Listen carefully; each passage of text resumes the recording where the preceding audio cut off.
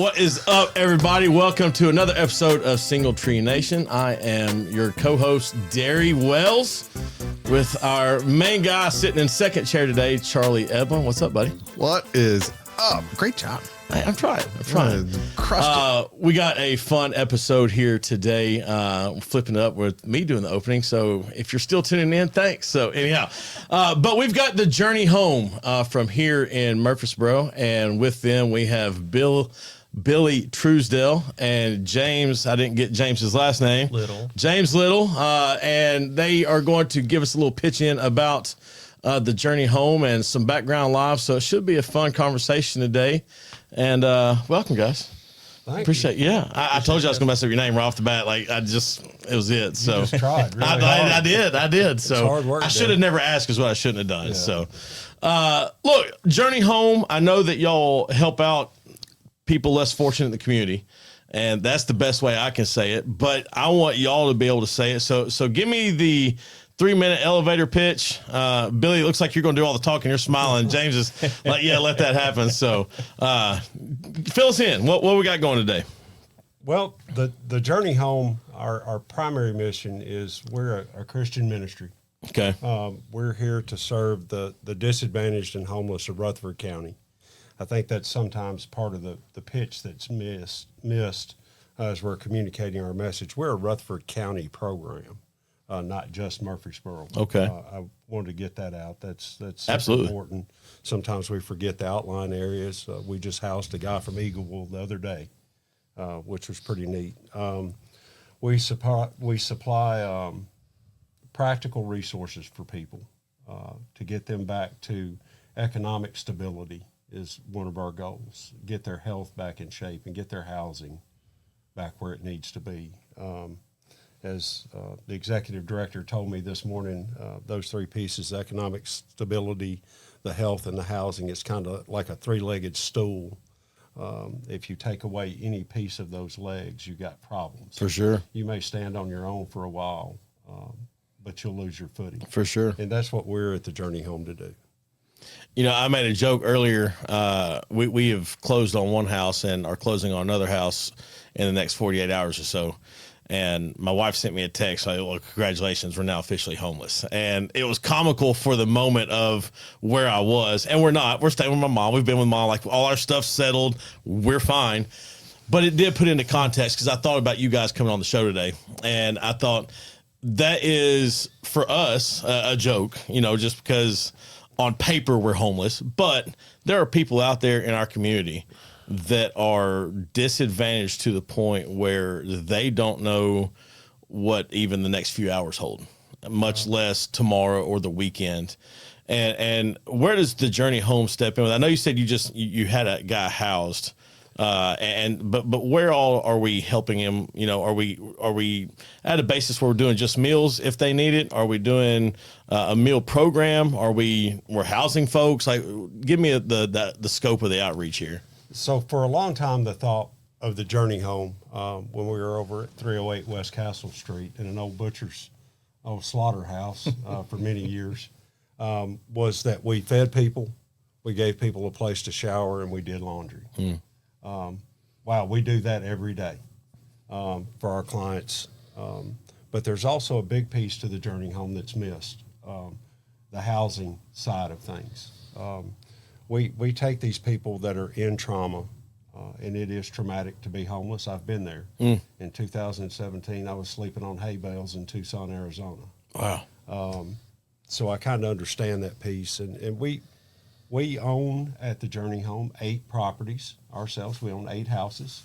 We sublease 23, and then we co-manage, I'd like to call it, 20 properties through Murfreesboro Housing Authority. Okay.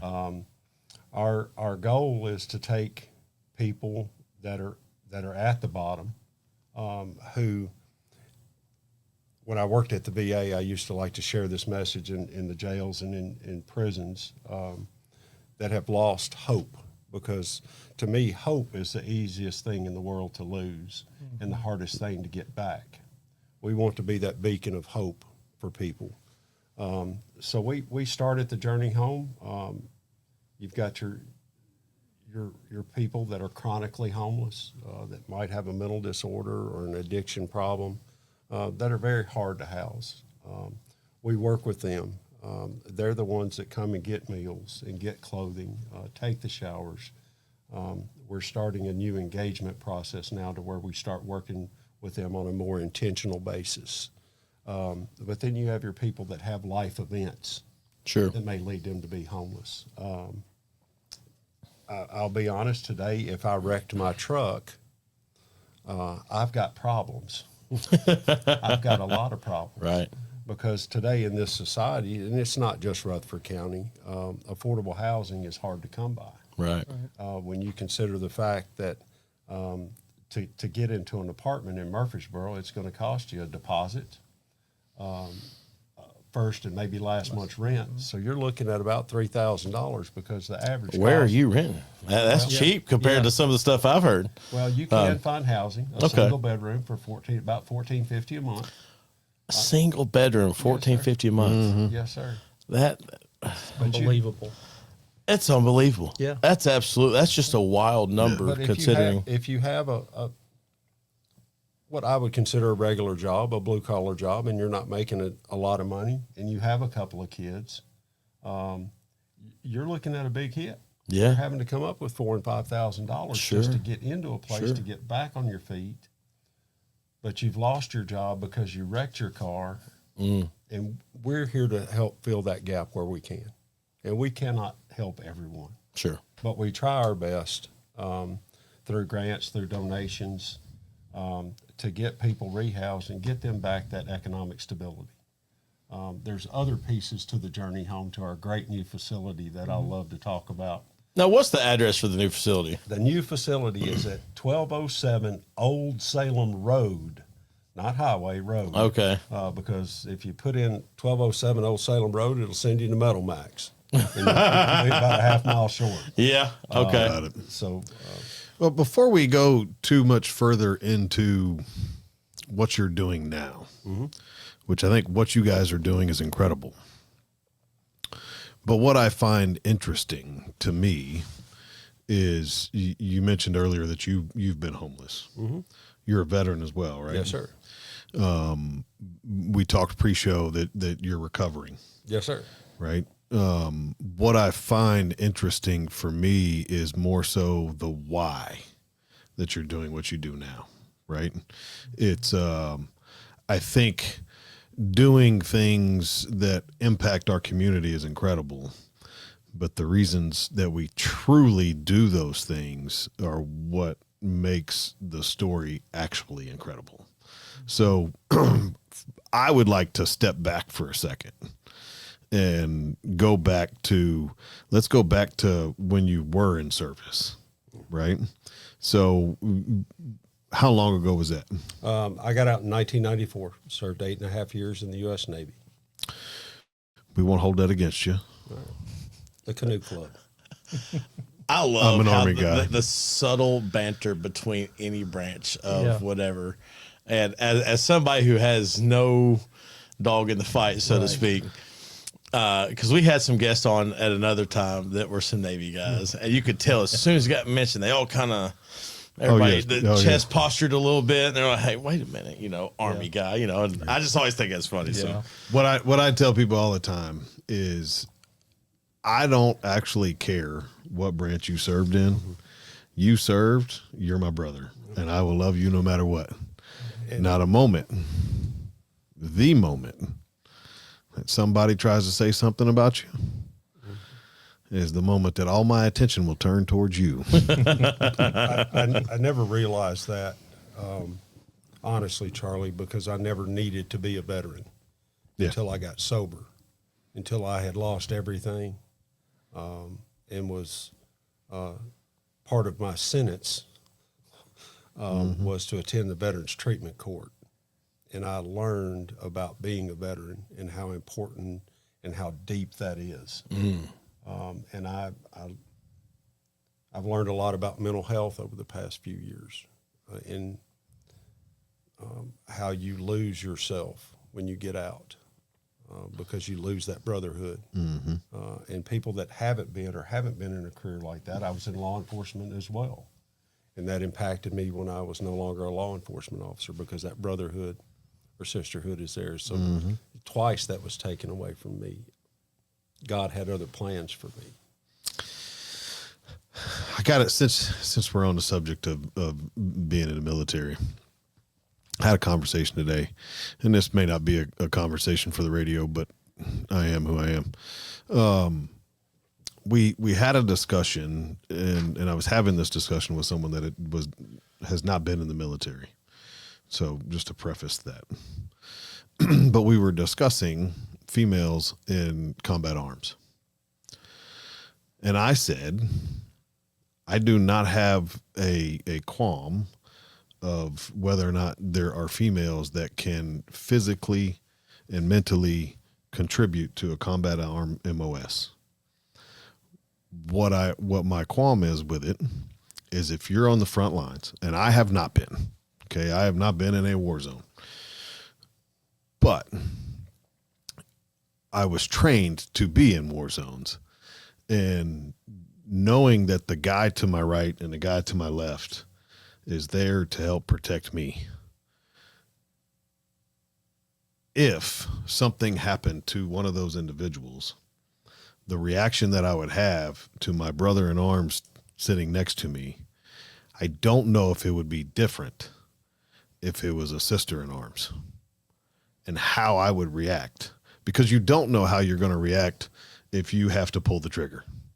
If you have to pull your trigger on another human being, you don't know how you're going to react after pulling that trigger. And if that person that is next to you happens to be a female and that person passes in combat situation, how can you move forward from that? And mentally, that is a difficult situation to be in. I don't know how I would react. That's challenging. And I think, boy, you opened up a Pandora's box there. We're being recorded. I'm pretty good at that. As a male, it is, at least in my instinct, to be protective of women. Correct. And what I believe would happen with me, in my case, is if there is a moment of conflict or firefight, whatever it may be, it would cause hesitation in me to protect her, which would lead to other traumatic events, possibly me getting hurt, them getting hurt, or my other brothers at arms. I think it's just a male instinct. It's tough, and you can't. It's tough, and we don't have to go into too crazy detail. But I had the same opinion, and I was when something's on my heart. I think so many people have typically got to bring it up. Have typically thought of that situation of are women physically able to keep up XYZ, and I don't think that's the take. I think it's a much more along the lines of what y'all are saying, because I think there's a natural instinct that kicks in at some point. Look, I mean, my entire life, that's the way, whatever. So that's the way I was brought up. That's the way I've been raised. It's funny. I had that conversation at school recently. Had a young man who was saying that he got in trouble a week or so ago. Nope, he didn't get in trouble. Girlfriend got in trouble because one of them told parents they were going to one place. They went to another place. They were still supervised and being responsible, but lied to mom and dad about destination. And I just gave him I said, hey, just as a girl dad, make sure you're doing the right things with the girl's parents. I said, that'll get you a lot more respect. He goes, but we didn't get in trouble. Well, I didn't do anything wrong. I said, well, you started with the lie, because your first response is, hey, babe, let's not tick off your parents. Like, you can just be that smooth with it. Like, it doesn't have to be. And he was kind of like, and it just happened to be a couple of young ladies from another classroom came to pick something up. They overheard our conversation, and they're like, yeah, do that. I was like, and I think to a certain extent, we do have this ingrained thing to protect and to take care of. And you're a father of a daughter, and I'm a father of a daughter. I don't know about you, James. He's whatever, odd man out. It changes how you look at the world. I mean, like it does. And I couldn't do it. Right. Yeah, I thought I couldn't do it. it. And then I got these three, and they keep me on my toes, and it's wonderful. But I think as males, we still get this excitement that comes up about us that there's almost that strong arm of I can take care of something in her honor, and that kind of defense. And sometimes the guys take a step back and be like, but I need to allow her to develop and grow from the girl dad kind of standpoint. And my oldest daughter right now, she's going to turn 20, and I don't know how I feel about it. And I'm just like, it's weird for me. And there's an element to it, but I watch her come in. She's hustling. She's got a couple of different little side incomes going on. She's got her one main consistent job. Now she'll text me 2 or 3 times a week, even if it's just, hey, you cooking tonight? And I'll cook just so she'll come over, and that kind of thing. And so it's a unique experience to be just what intrinsically we still are designed to do and to go. And I think that ultimately it comes back around to wanting to help folks. And when we are serving in any capacity, I find that to be quite impressive and kind of just knowing where we are. So I didn't want to step on all our toes here, but it's hard to let you military guys call it because, we'll get left out. Just, see, me and James just over. Y'all can start taking off. I'm like, hey, man. James, help me out here. Say something. Right. My son was in the Army, so I do have So it's still a little close to home. Yeah, Look, I love close, it. yeah. I love it. I do want to, since I got 2 of them in the room, and this is way out of left field, my favorite football game every single year is the Army-Navy game. Mm-hmm. It's the best. It's the pageantry. It's the heroism of we're here, we're doing this right. And it's coming up. Is it this weekend or next weekend? This weekend. I was actually looking up the stats because we are ahead. Yes. Of And I course. think it might be a little butt whipping on Saturday. But it is The midshipmen got it going on. the pageantry behind The that. Navy is just scared every year because if they lose, they got to deal with the Marines. Oh, okay. So they come into the game all hyped up and ready to go. And look, it's just a normal day. We don't want to hurt nobody's feelings. Okay. That's know. just business, right? Yeah, it's just business. Okay. Well, that's. But that is. No, that, look, I will tell you, was it last year? Last year, when Army had a shot of actually doing something, was probably one of the only years that I can remember ever that Army had a good football team.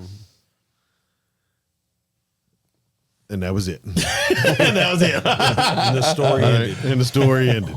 It is one of my favorite things about whether it's the Army or the Navy or whoever in those games. What I find more incredible than anything is those young men are out there playing a game to get their education to go serve our country. And those guys are, when you want to talk about what I feel like a absolutely pure all-American athlete is, it's those 2 football teams. Because those guys are not playing for fame. They're not playing for a scholarship. They're not playing for an NIL deal. They're not playing to go on to the NFL. They are playing to go save your life.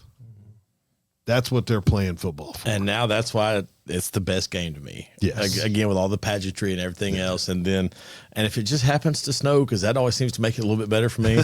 But like bucket list stuff, that would be a game that That'd be a would great be, game to go to. and I'm not even, like I said, not a military guy. That's definitely bucket list item. Look, So. I'm a Tennessee fan, okay? And Tennessee is playing in the Music City Bowl this year. If you gave me an option to go sit in the nosebleeds of the Army-Navy game or sideline UT game, I'll go to the absolutely. Army-Navy I game missed every day. some opportunities being young and dumb. I was stationed in Philadelphia when the game used to be at Veterans Stadium. Oh, wow. And I never went. Oh, But, you know, Charlie, something you mentioned there, you talked about service and the brotherhood. And I was thinking about James sitting here. I met James through service. And that brotherhood that I had in the military or being a police officer, I have found that at a time in my life when I needed it most. And I found it with men and women who are here to serve the greatest that we can have, and that's God.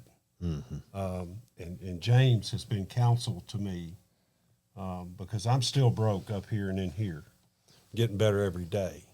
But I get that through God and through guys like James that I get to serve with in this ministry and on this wild plan that God has for me in my life. I've been given a great opportunity in the past 3 months to serve at the Journey Home, and if it wasn't for James and the many others on our board of directors and that work there, I wouldn't be where I am today. sure. Well, it's iron sharpens iron, you know, and that's the great thing about kind of in the military, whatever you're doing, when you're doing it together and you're kind of developing each other and you're encouraging each other, and it's pretty powerful. I would have never thought in 100 years growing up in Lascassas that God would have let me travel this path that I've been on, and it's been a road. It involved 3 wives in jail a couple of times. Oh, yeah. Used to put people like me in jail. That's what I'm saying. We But, call that colorful. That's what. well, and to be angry at God and not accept him as being in control of my life, but then realizing, you had mentioned it earlier, I think before we went on air, about having a plan. Yeah. And I used to think that was a sign of weakness, that you had a plan. Yeah, okay, right. He does. Sure. And I'll tell you about it every day. And you are not in control of it. That is for sure. Let's take a quick break. And when we come back, we're going to talk more about that. Most brands want something clean, polished, quite frankly, forgettable. Dead Meat Society is for the ones that just don't quite fit the mold. For the late nights, that meaty perfection, the hunger inside. Join the society, stay soft. DeadMeatSociety.com. Go check it out. Welcome back, guys. Single Tree Nation. Back with Charlie and Billy and James from the Journey Home. And interesting conversation already. I'm reminded, just through what y'all said, right before the break, you were talking about the brotherhood and iron sharpens iron. We don't realize how close we get to people or how close they get to us until sometimes then that one thing will kind of get said or kind of mentioned. And what I'm bringing up is specific between Charlie and I. A few weeks ago, I was in my little rut, kind of and he comes up to me. He's like, "Hey, you good?" And it was a text, and then it followed when we saw each other. And I was like, "Yeah." Well, he goes, "I could tell." And you need, and I think there are people in our lives, if we're willing to listen, who can tell to whatever extent. I had not shared anything openly with him, hadn't gone off about, hey, here's what it all is. He just knew because the way, literally, he said it was the way you were texting. And I thought, if there's people that can tell me about the way I'm texting, like, what are we doing now? And because that's what, like, oftentimes we think that's just the wife that'll know that, or that's just a mother or a father. And here you have somebody you've allowed to get close with, and you talk about the iron sharpens iron. I actually saw that phrase and that Bible verse just about a week ago. And I thought to myself, how many times are we sharpening each other and not even realizing it. Right. So from that aspect, I do appreciate you. And I know me and you share a lot of stuff off of air, but I love your face. It's a hard one to like, so I'll take what I can get. So, I will tell you that it is much better with a beard. Oh man, I have seen some of those clips. So is mine. Wow, dude, like this. I had a student tell me that goes, "Hey, Mr. Wells," I was like, "Yeah." He goes, "I'm glad it's back." And I was like, "Me too." Like, oh, you shaved it? Oh, okay. Oh, yeah. So back in, I forget the date we did that. Was that September? End of September. Yeah, end of September. It was like yeah, September 28th or 7th or something like that. We had opportunity to raise some money for Minutes Wisely and a local. Actually, it was the nonprofit. first week of September. Okay. And we were helping raise some money for, they were helping raise some money for young man. I just happened to be in the parking lot having a good time hanging out, kind of seeing folks, right? And Charlie comes up and he's just talking like he does. And the band had stopped for just a moment. He's like, "Hey, just so y'all know, anybody that pledges so much, I'll shave my beard." And he comes off the stage and I was like, "Hey, you know what? Double it, I'll do it too." And it couldn't have been, it felt like 30 seconds now looking back at it. Somebody comes up and goes like, "Hey, somebody made the donation." And I remember thinking there's no way nobody's going to do it. Not only did they make the donation, somebody had clippers on site. Oh, wow. And so now the benefit of this, that was really cool. The young man that we were trying to raise money for, he's, I believe he's 9 years old. Yeah. Brain tumor. Mason Asher. And he was there and he got to help shave Charlie's beard. Oh, and when you get to realize that, man, that's just freaking hair. Like, who cares? Yeah. But that being said, vanity included, I'm glad to have my beard back. But Mason definitely deserved that, and he got a great deal out of it. They had Minutes Wisely set the family up with a trip to Disney World, and he had wanted to get one of the custom lightsabers, and they got the whole package, and they got everybody to pitch stuff in and helped him out with some bills and some different stuff, and just absolutely phenomenal. And it was a night worth having, but it was shocking to see my kids' faces, and I got to see his wife's response. That was the best response. I've seen a few of those videos. So people doing that. Yeah. So she wouldn't talk to me for a second. Well, I noticed a difference today, and I wasn't going to say anything. Yeah, it's a lot shorter. It's just now coming back to what it needs to be. It's just now to where I went to my son's basketball game last night, and one of the kids on my middle child's baseball team happened to be there, and I haven't seen them since I did it. I saw them, I think, the week after I cut it off.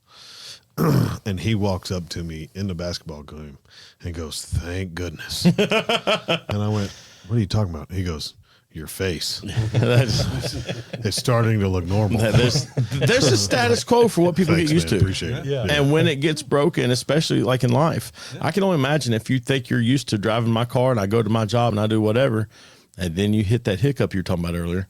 I'm thankful for places like Journey Home that do that. So there's so many people that are just living on the fringe. They're right just there. Getting by. And if they have one life event that probably would affect us to some degree, it can really disrupt their world. Right. Now they're living in their car with their kids. You know, I mean, their car gets repossessed. Then what? Right. You know? I mean, it's crazy at the scenarios that happen every day to our neighbors right here in our community. Mm-hmm. Another big thing about the Journey Home, and James brought up a piece that's really near and dear to our heart, is the kids and helping break the cycle of homelessness. Sure. And, you know, it sometimes trauma and chaos become the norm. Well, we try to bring the peace to the chaos through Christ the best we can. And part of the Journey Home, one of the, you mentioned the new facility that we built. If you don't mind, I'd talk about that. No, plug it. Minutes. Absolutely. This wonderful, wonderful community we live in. We built a $6.5 million facility off of donations from this Completely community. paid for. That right there awesome. says enough. $90,000 under budget. Yeah. Not awesome. one penny of government money. It all came from our community. I mean, It's amazing. we have a great community. Absolutely. Caring people, giving people. they volunteer their time, their resources. It's amazing. It really is, and a big part of building this new facility was the 10 interim family housing units. We have basically 10 hotel rooms in our facilities. Wow. That are for families that are homeless. A mom with kids, a mom and dad with kids, a dad with kids, that we can house them there and get them those 3 pieces back, or help them get those 3 pieces back, walk with them to get the economic stability, to get their health back in order. And that's another wonderful piece that we have there that a lot of people don't know about. We have a health and wellness unit at our facility. Before you go to that, let me say something, because this was something that was enlightening to me when I first started serving at the Journey Home. In our community, there's just a couple of emergency housing units for families. And if you have a teenage son, say 13, if you're a single mom, you're out there, you're homeless with your kids, you've got a 13-year-old son, he can't stay at the family shelter with you. He has to go to the men's shelter. So now you're faced with this At 13. Yeah, at 13. And I'm like, I'm a boy dad, and I'm thinking, wow, I could not imagine that. There's nowhere for her to go and keep the family unit together. So not only have they been traumatized by whatever life situation, now you throw this on top of it, you're splitting the family up even more. It's traumatizing. And they're going to stay. I wonder why that is. But why do you take a 13-year-old boy away from his family and make him go to a totally different place? I'm going to ask that in a different way. Is that a legal ramification, or is that worries of just situational? Are there, you know what I'm saying? Or is that just a protocol that was developed and we stuck it and never really revisited it? It probably depends on each organization, I would say, and the rules that they set. Okay. Yeah. But what that lends to, though, is them going back to their car and them not taking help. Because they don't want to split up the family. Sure. Absolutely. Right. Yeah.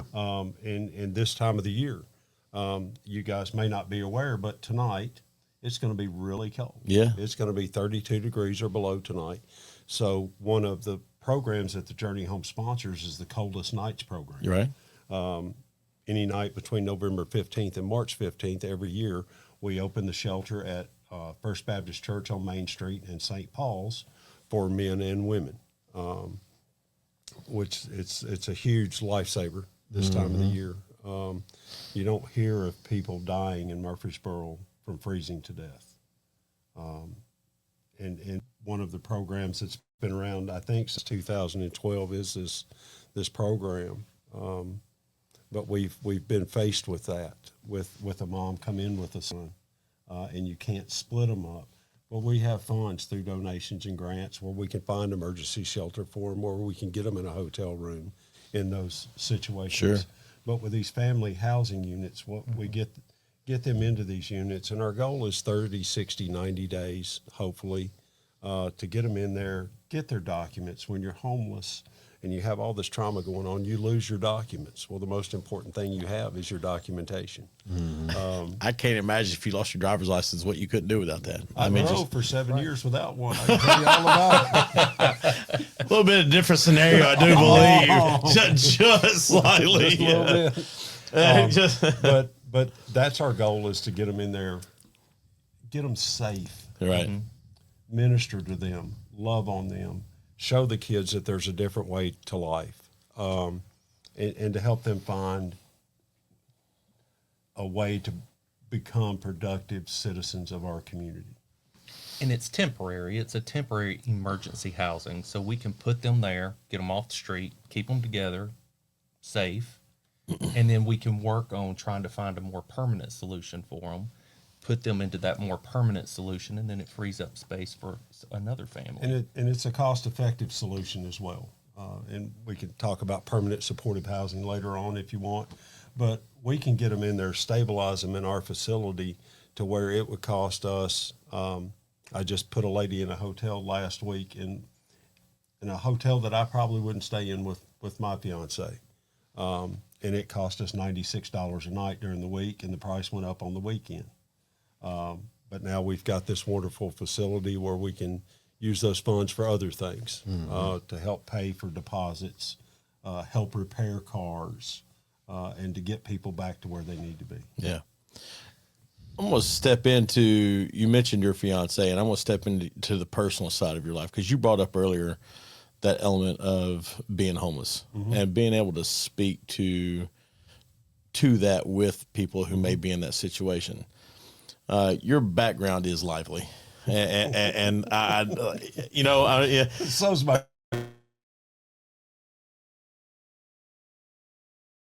Well done. Yeah. How does that, when you're sitting across the table, when you're sitting on the park bench, when you're sitting just in the facility with somebody, and like you wouldn't understand, and the moment that you're like, "Hey, hold up, I bet you I do." What kind of connection? You mentioned pre-show that you've held jobs in your life, but this is the first job that God's called you to.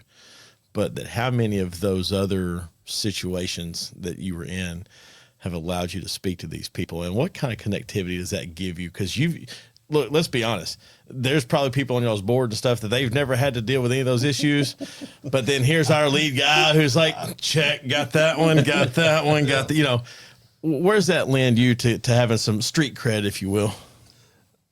It's helped out in so many ways. Yeah.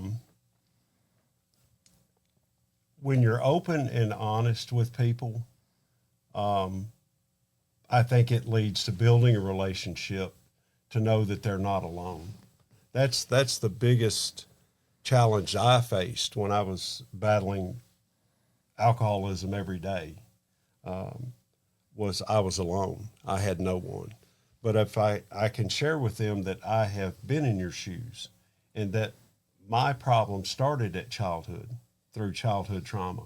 And I can walk those steps openly and honestly with them, and they can see I try to be a bright light, to show them that I have been in your shoes, and this is how I have been in your shoes. This is what I have done. This is how I have hurt people. But look at today. I have, guys, less financially today than I've ever had. I had 6-figure jobs. My last job with the U.S. government, well, prior to the VA, was I sat on the 9th floor of National Place in Washington, D.C., and I looked at the White House. And I lost all of that for 2 reasons: alcoholism and lack of Jesus in my life. And I share that with people, and I share with them what that will get you if you let God in your life, and you're open and honest about who you are, what you are, and you lean on people. A hard thing, we talked about veterans and dealing with females in life. The hardest thing I ever had to do was ask for help. And the second hardest thing I ever had to do was accept that help, because I didn't need help, because I was me. I was a veteran. Preach. I was a SWAT officer. I was a police officer. I've been places and done things a lot of people haven't. I couldn't beat alcohol. It beat me. Right. It won. I quit. I give up. And I just share that with people, and I smile, because my yesterdays are funny. They are to me, but my yesterdays are yesterday. You mentioned a while ago feeling down or blue about something. I have pity parties today. In AA, that's what they call them. I feel sorry for myself. Yeah. Regrets beat me. But I know through counseling, and I've been to a lot of counseling, that I have to tell myself 2 things. Yesterday is yesterday. And I share that with people. Do you find yourself looking back, and I went through a period of life where I wasn't walking the way I should in my relationship with the Lord, and I made some decisions that were very not what I would have wanted to do given the time. But looking back, I literally, I told this to my mom the other day: if you get me worked up and crying, I'm going. I look back and it literally feels like, seems like, looks like a different person. like I'm not crazy, right? Like you're thinking like, Man, I'm going to tell you one thing. You cry. Being vulnerable is one of the strongest things you can do. I got no problem crying. I just don't want to do it on air. It wouldn't be the first time. Oh, it won't. It's just, I look back at my yesterdays. I was not a bad person, and I used to judge myself as being bad. I still have a lot of regrets today, but that's yesterday. that's yesterday. I don't recognize myself anymore. I remember what I did. My sister gave me, works at the sheriff's department here, and for my 5th year of sobriety, she sent me my booking photo from 9/4. That was sweet of her. And I still share that because that's who I used to be. Yeah. Yeah. I broke a lot of relationships over those times. I can't make those better. There's a lot of relationships now that I don't have with people because I have changed. They didn't. But go back to what you asked. I feel like with the background that Billy has, and you're talking to somebody who is in need of help, it can give them hope. And that's what you're really trying to do, is give people hope so they can pick their self up and start moving forward. Do you find it's not just the hope? It's for me, this is my personal opinion. Hope is amazing, but it's empty without action. Right. If you don't have the action to back it up, false hope is just as bad as not having hope. Yeah. If there's action behind that hope, then it becomes something that can fulfill people and help people move forward with things. Sure. And I feel like what you guys are doing, like from hearing you talk, I'm not an expert on all things Journey Home. You guys are. But from hearing you guys talk and what you guys are doing and what you have done already, the hope is just a part of it. It's the actions that help you, and you talk about the 3 legs and the pillars and all the things that you have to do to accomplish to get the car back on the road, to be able to go get the job, to go get those other things. The hope is the journey home itself and making that contact. Right. The action of doing all of that is what fulfills that hope, which drives people to be successful in not becoming homeless again or getting out of being homeless. You know, as a board member, this is my community. This is where I grew up. And I've served, in emergency services, in the past as a volunteer. So I care about my community. And I'm in real estate, so I know from my chair in real estate, some of the things we do causes housing issues, because you take homes that are in disrepair and a bad area, which is an affordable house for some people. We buy it, we fix it up, we make it better for the community, better for the neighborhood, but it also brings the price of the home up, and you've taken a unit that could have been affordable housing out. So, but I'm gonna somewhat disagree with you. I don't believe taking a home that is in disrepair and making it nicer, better, livable, whatever. Yes, it increases the value of the home, sure. But I don't think that hurts the community. What I think has hurt our community from a standpoint is multifaceted. Sure. And it's some of the things that I talk about that our community, and I can take all the backlash from anybody who wants to step up to the plate and give it to me. We need to stop worrying about development in our community and start worrying about infrastructure.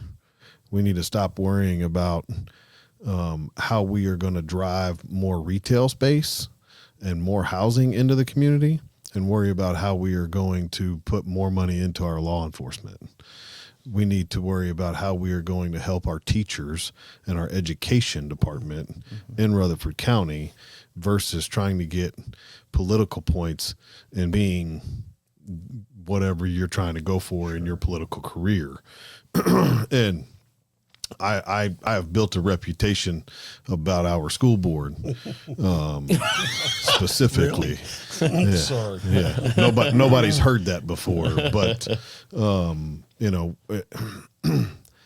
real estate, yes, doing those things can cause prices to go up, sure, but flipping I think there's a a give house and and take, making though, it nicer and- is not going to cause us to go down that road. But I know for me, it was like I need to be involved in trying to help the people who are on the fringe. There you go. I Okay. can't just be over here. Yeah, I've also got to be a part of the solution in For our sure. community. For sure. And so for me, that was the incentive to start serving at the Journey Home. Yeah. And I know last year we embarked on a scientific study that we did with a group of other nonprofits for 9 months, and we analyzed our housing program. And part of that, it was a very scientific approach, but part of it was interviewing our clients one-on-one. So as a board member, I got to sit down with our clients, which I don't get to do often. You know, I mean, that's the staff that's there every day. Right. And so I got to listen to this, and it was powerful. I mean, one guy I talked to, he was like, I've worked my whole life. I've never been in need of anything. I got he got some type of disease that affected him. He could no longer work. Yeah. And he's living in his truck. He's still trying to go and do, but he can't afford a house. He couldn't afford all these things. He would put himself in a hotel every once in a while. He didn't have a clue who the Journey Home was. He didn't even know how to pick himself up and try to find a solution. How do you guys, from a lack of better wording, market the Journey Home? Like we were talking about it earlier today. We talk hard. about it quite often. Storytelling is the new Yellow Pages, right? But being in a previous show, we had a professional marketer on, but it's two-sided, right? You have to do the in-person stuff, and when your clientele, for lack of better wording, they probably don't have a cell phone and Wi-Fi and a TV to watch, right? Because you're trying to help them get out of that. So how do you reach those people to find you? Well, that community is its own telecommunication Right. network. Word gets around. Yeah. The one thing you ask about marketing the Journey Home, we were a real quiet organization for many, many years. Exactly. A lot of people only knew of that place on Castle Street that fed people and all the homeless people hung out at. Literally, that's all I thought you did was feed people. You've been here how long? I grew up. I've been here since 1984. I mean, of my 46 years, Right. I've been here. 42 of them, or whatever the number is. So our executive director, Scott Foster, that founded the Journey Home back about 17 or 18 years ago, wasn't into marketing, wasn't telling the word of the Journey Home out loud. We decided to start this capital campaign and found out that was one of our shortcomings, that people didn't know about us, didn't know what we did. And we found it's doing things like this, just here talking to you guys, talking at restaurants. We have a volunteer coordinator that goes out in the community now, our development team, and we've got a wonderful team of volunteers from business leaders across the community. James, go to different events to tell people what we do. We share it with our faith leaders.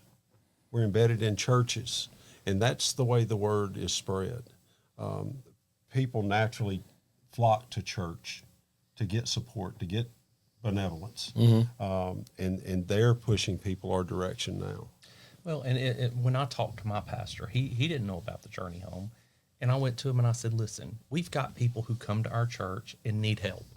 We don't know if they are legitimate or not. And so we're always faced with this struggle because we have limited resources. You want to truly help people.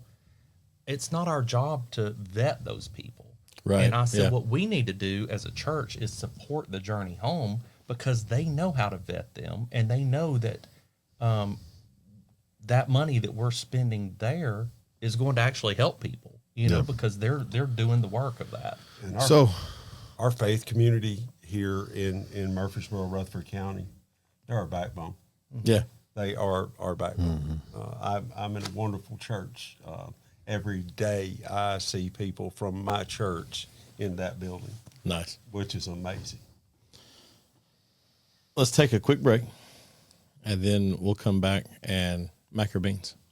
What's going on, guys? I'm your man, Charlie Eblin, the owner of Single Tree Barbecue, located right here in Murfreesboro, Tennessee, 2805 Old Fort Parkway. We're open Tuesday through Saturday from 11 until 8 p.m. and on Sundays from 11 to 3. If you want some smoked wings all the way to some Texas-style smoked brisket, y'all come see us. We have some amazing lunch specials during the week and outstanding barbecue right here in the Middle Tennessee area. We can't wait to see you guys. You go to a barbecue restaurant, typically there's two sides. You sit down, waitress comes. Are you getting the baked beans or are you getting the macaroni and cheese? I'm getting the baked beans. I'm going Mac. I love Mac. Straight up Mac. Didn't even hesitate. What if it's bad mac? I'll tell you. Okay.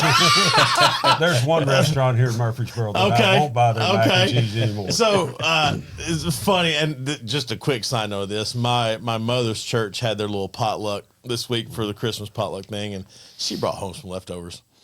And I was kind of raiding what she had in there, and some of it was just top. I mean, because a good old Baptist church, like that, there's a good side to all it, right? And I opened that pan of mac and beans, and I said, Mom, who did this? She goes, I don't know. I said, well, they can keep it.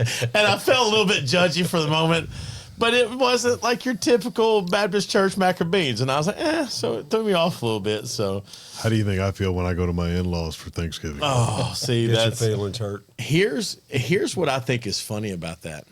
I've given too much thought here recently to restaurant operators and owners, especially small business, not corporate stuff. What's it like when you go to a back home meal? It's a holiday meal, it's a family, somebody's birthday, and the food ain't that great. Like, you know what I'm saying? Because and I would think most restaurant operators or owners are used to a really good meal, or they know where to get a really good meal. They've got a little bit of a standard, right? I would tell you that I don't want to get lost on the mac or beans here, but my family in my house, I cook Thanksgiving twice. okay. So it's pretty good. Not toot my own horn, but Oh, you can. it's pretty tasty. You should. Yeah, I'd it's eat there. pretty tasty. You have good food. I cook a turkey for my in-laws' house when we go down there, and then I Okay. cook a turkey for my house Okay.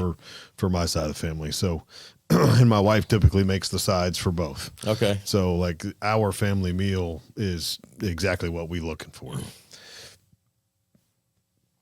I've been to some Friendsgivings that Well said.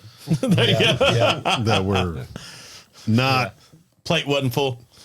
Is that Oh, the plate was full, Stay plate that shouldn't have way. been full? Yeah, it stay that way. There you go. but it didn't quite get cleaned. All right. All right. Now I wasn't. This year we went to a Friendsgiving and the food was pretty dang good. Good. Good. In the past I've been to some that were Yeah.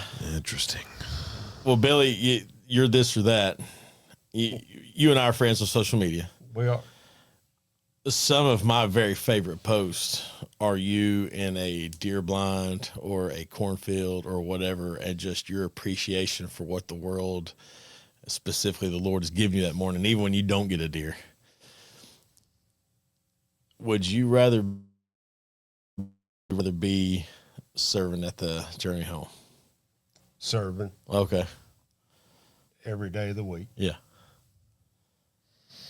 Now, my retort to that is, does the blind give you the sight to serve?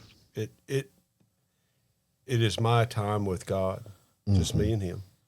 And through sobriety alone, because of Him, I am able to see things today I've never seen. Amen to that. It's funny this morning. The sunrise this morning was perfect. It was. And from my mother's back porch, you could see just enough over the trees. It's not like picturesque. It's not going to wind up on the news or anywhere, but like it hits just right. And we're staying with Mom while we're switching the houses and stuff. And I walked out and I had that cup of coffee and I just saw that.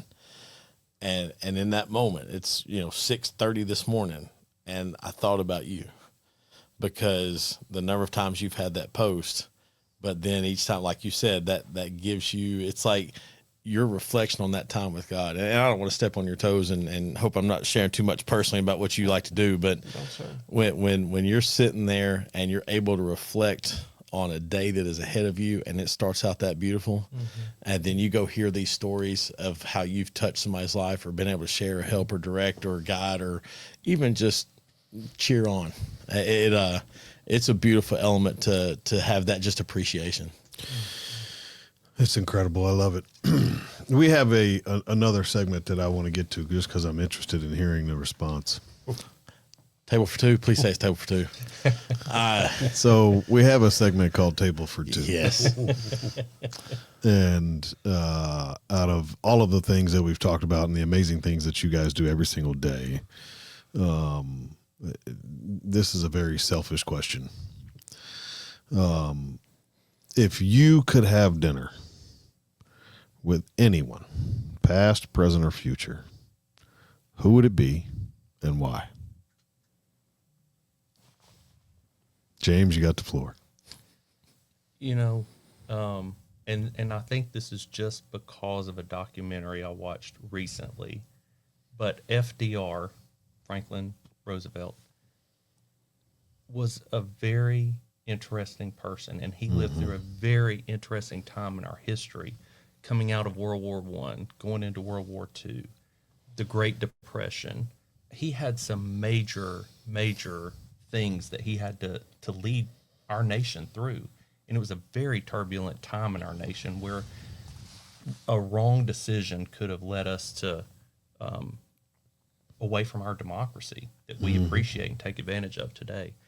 And so I may have answered this differently before, but I thought as a leader, it would be great to just sit down and really get to know him as a man and just have that experience, because it was very, very eye-opening to me.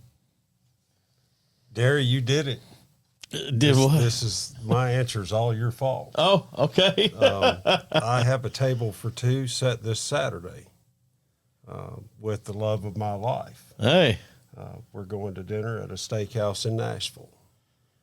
And I can't think of anybody from my past that I would want to go to dinner with today. I want to go to dinner with my future. Yeah. And when you said that, Jennifer was the first thing that popped in my head, and our reservation Saturday night. You're trying to get me in trouble with my wife. That's the first thing that popped to my mind. It's incredible. We've answered this before, but I need to readdress mine. And it's based on what James said. I think we came to a conclusion that You're going to say your wife, aren't you? No, I'm not. But which will probably get me in trouble now. Thanks. But I had said Jesus, and just with that element of just with everything that is encapsulated with that. But I want to tweak that answer. And it's funny that you said, because you watched the documentary, I watched Kevin Costner's thing, The First Christmas, last night. And the large majority of what we know about Jesus is his last 3 years. Mm-hmm. I want to have dinner with 22-year-old Jesus, the one who hadn't quite got all the established worldly authority yet, where people are really following and listening. He's still kind of just bumming around and learning, but he knows. And I want to have that conversation and see through that lens. And the reason I say it like that, I saw a thing, or watching that episode last night, which I thought Kevin Costner did a pretty good job with, because it's literally just right up to birth, and that's all he covered. It was the first Christmas, right? Mm-hmm. The way he portrayed baby Jesus and gave a lot of historical detail on the Magi and who they were and to come see him, my view of Jesus is very much those last 3 years. And I like to think about, consider that as that entire life went on, the amount of things we don't know, there's a lot of conversation there I need to be able to be privy to. And, but it's a funny unique you say aspect that. to. So in that show last night, there was a section. Did you watch it too? Yeah. Yeah. There was a section. I had to tell everybody to be quiet. Everybody kept trying to talk over it. It was really irritating. I was like, what are y'all doing? I'm trying to hear the facts. Like that. Yeah. Me and my wife got really intrigued by it. But there's a moment that Mary's standing there and Joseph comes up and says, I'm all in. Mm-hmm. Like, I love you. You're my wife. I'm all in. Let's do this. And we've thought about this. We've talked about this answer for many, many times. And Jesus would be there. Mm-hmm. But to have dinner with the two of them right after that moment. Wow. Mary and Joseph. Yeah. Yeah. Is a total different perspective of the entire world. I think Joseph doesn't get enough credit sometimes for Completely agree. The position he was in there. Yeah. And I mean, prior to that, when she looked at him and said, I'm out. I pray that the Lord enlightens you on why. Yeah. Right? Like, to be a man and have the love of your life look at you and tell you, I'm out and I can't tell you Hope why. You find out. Good luck. Right? Yeah. And for him to have the enlightenment to be able to come back and go, I'm all in. Yeah. Is just absolutely incredible. And to be able to hear that face to face and right after that moment to be able to say the things that, wow. Yeah. Right. Like, Absolutely. it's just, yes, to sit down with Jesus would be, that's my, yeah. But if there's a 1A, right? Yeah, that's it. There you go. well, you gotta believe that, without the two of them, there is no him. Right. Right. So where do you go from there? Would it have been someone else? Okay, fine. But would they have, I don't know. Well, I still Like, think to what there's a lot James of said, ifs. though, Joseph, the credit that he had, not only to stay, but to raise who he knew Jesus was, because after he finds out and that kind of thing, and then to, like, you're giving, when you have people traveling hundreds of miles come to your child who's like 2 years old, and they're bringing stuff that like only rich men get, and you're like, what are y'all doing? And it almost became commonplace because that wasn't the first time. It's like, what? Like, yeah, so there's a perspective there of what he went through as the family leader, Well, the stigma of people knew they weren't married. She's with child. And, all the things that there had to be. It was a controversial thing, I'm sure. Well, that was at least last night. That was the first time they kind of delved into. That's why going to Bethlehem helped, because nobody knew there. To them, they just showed up as a husband and wife, and there's a unique twist there. So, hey, listen, we're going to get close to having to wrap up our show, and I want to say thank you all for being here. But if people want to reach out to the Journey Home and be able to volunteer, donate, lend a hand, how can they make contact with you guys? Well, we finally have phone service. Heck yeah.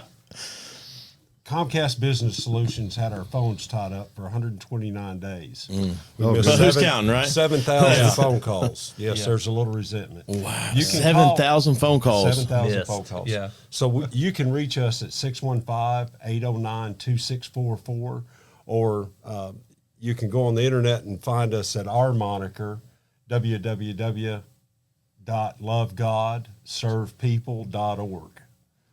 There's a drop down in there. You can volunteer. You can donate. We have a great volunteer pool now. We still need physical help, and we need financial help. Sure. This new building's going to cost us about $250,000 more a year to operate, because we're going to be going to 3 shifts. Oh, So we still need help in that way as well. sure. But come on down. I'll stay after hours. I'll show anybody. I'll tell anybody about what we do. I love it, man. I love like the I've known a little bit about y'all, but this today is just. I'm gonna have to come down and take great. a tour with you. I'm gonna walk in with you. Please come So- anytime. Absolutely. Love to have y'all and appreciate the opportunity to talk about it. Well, Talk about Thanks for absolutely coming glad to have hang you out on. with us. Yeah, thank you.